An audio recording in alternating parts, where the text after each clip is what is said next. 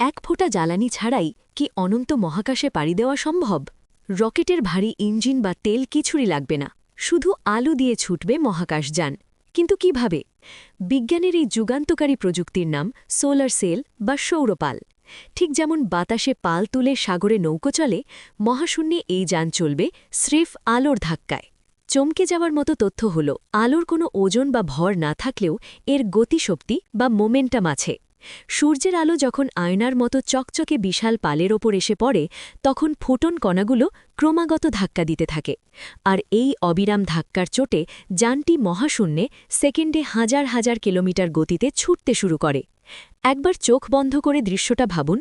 মহাশূন্যের ঘুটঘুটে অন্ধকারে রূপলি রঙের একটা বিশাল আয়নার চাদর ভেসে আছে, আর তার গায়ে সূর্যের আলো আছড়ে পড়তেই সেটা একটা জাদুকরী ম্যাজিক কার্পেটের মতো অনন্ত নক্ষত্র লোকের দিকে ছুটে চলেছে।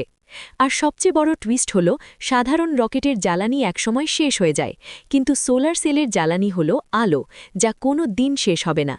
বিজ্ঞানীরা এর সাহায্যেই অন্য নক্ষত্রমণ্ডলে যাওয়ার প্রস্তুতি নিচ্ছেন। তাহলে কি এই আলোর পালে চড়েই মানুষ একদিন অ্যালফা সেন্টরের মতো দূরের নক্ষত্রে পৌঁছাবে? আপনার কি মনে হয়, কমেন্টে জানান।